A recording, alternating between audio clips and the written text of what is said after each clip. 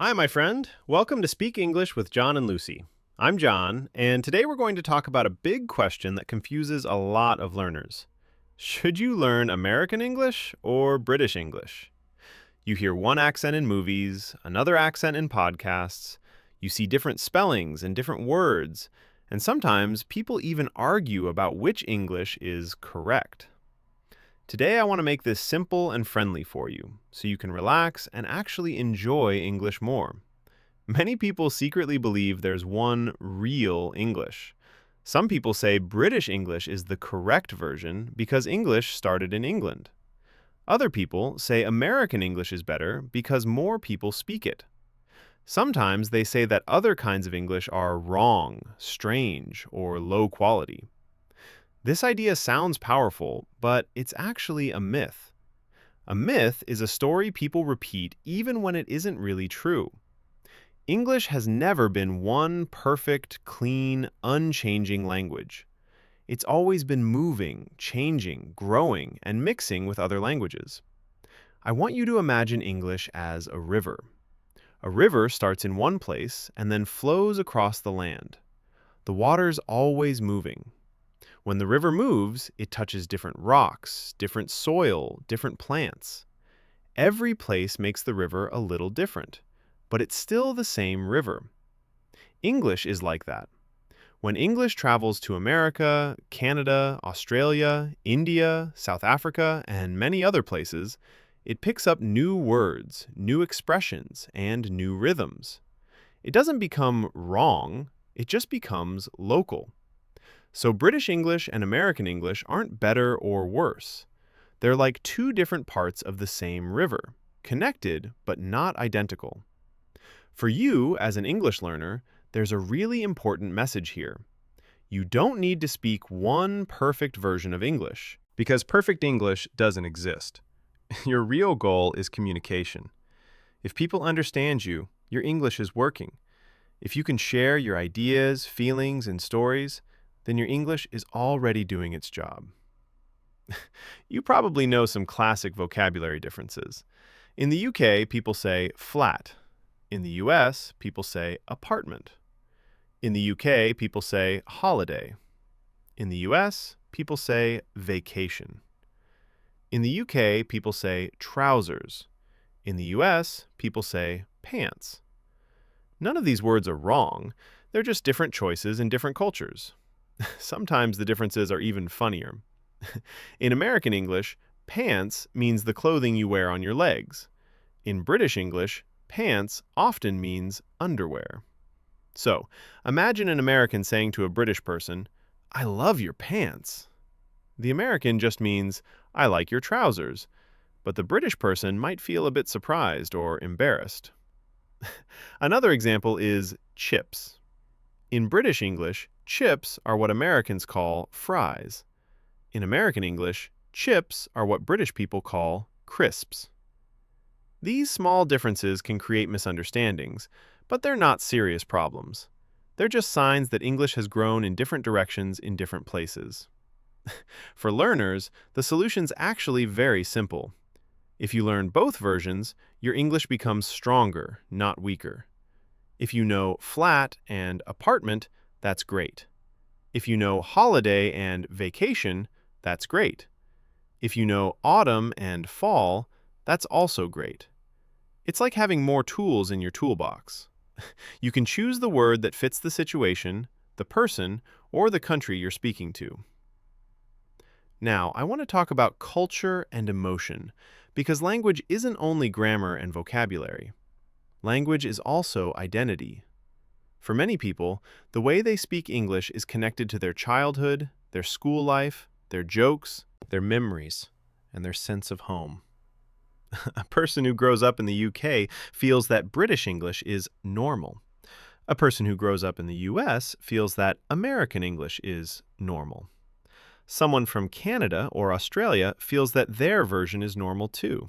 Anything different can feel strange or surprising at first. This doesn't mean the other version is wrong. It just means our brains love what's familiar.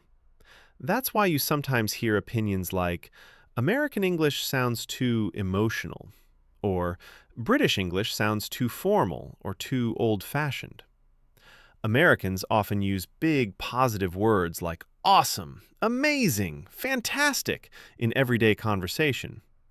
To some British ears, that can sound a bit too strong. British English sometimes uses more polite hints and softer suggestions. To some Americans, that can feel indirect or confusing because they prefer more direct sentences. Here's the key idea. When people judge a type of English, they usually aren't judging the language itself. They're judging the culture behind the language. The language isn't wrong. It's carrying the style, humor, politeness, and values of that culture. People also like to tease each other. Americans might joke about British people being too polite. British people might joke about Americans being too loud or too enthusiastic. These jokes are usually friendly, but learners sometimes hear them and think, "Oh no, my English must be wrong." That's not true. Those jokes aren't rules. They're not instructions for you. They're just part of native speakers playing with each other's style.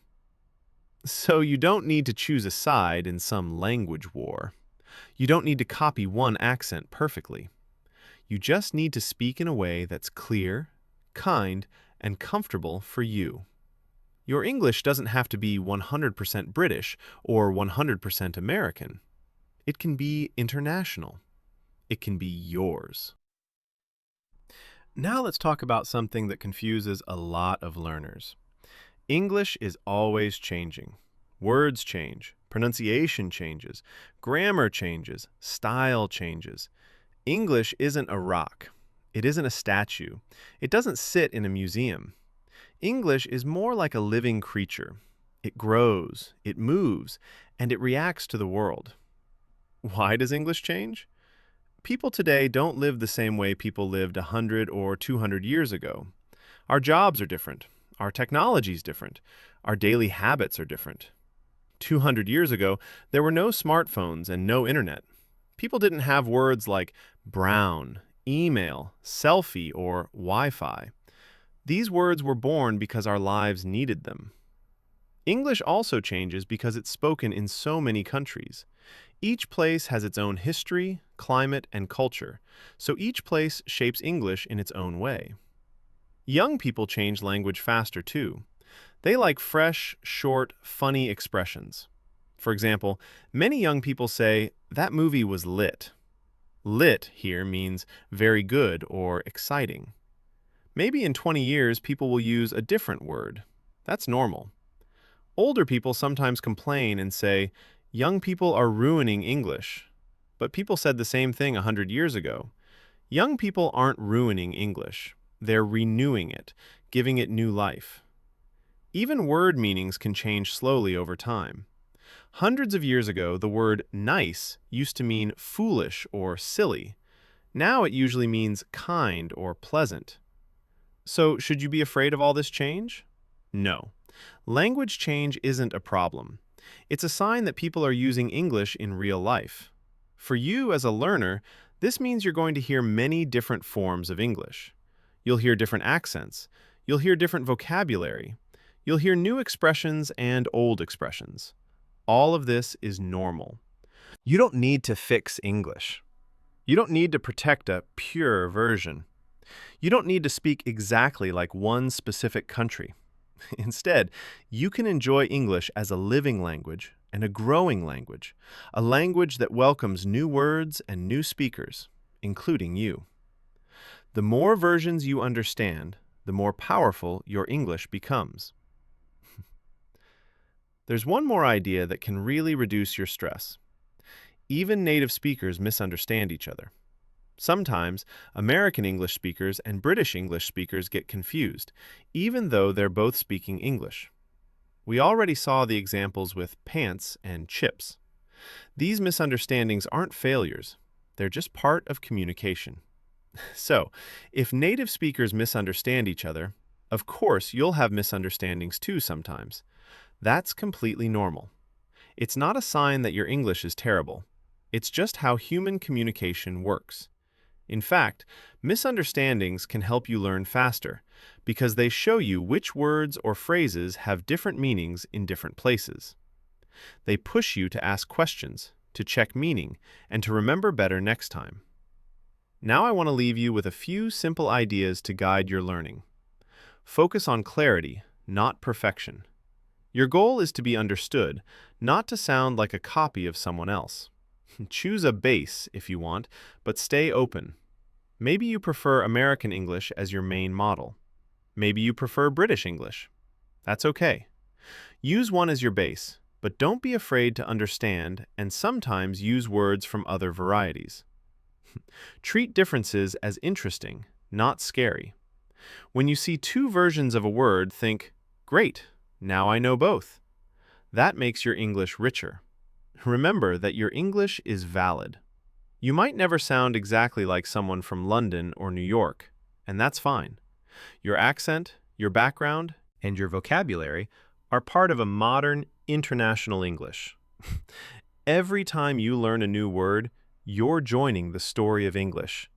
Every time you understand a joke, a movie, or a conversation, you're connecting with millions of people around the world. You don't need to choose one right English. You don't need to be afraid of making mistakes. You just need to keep going, keep listening, keep speaking, and keep growing. My friend, thank you so much for learning with me today. I'm really happy you spent this time practicing your English and thinking about this topic. If this lesson helped you, please give it a like and subscribe to Speak English with John and Lucy. We'd really love to hear from you in the comments. Tell us, do you prefer American English, British English, or a mix of both? And why?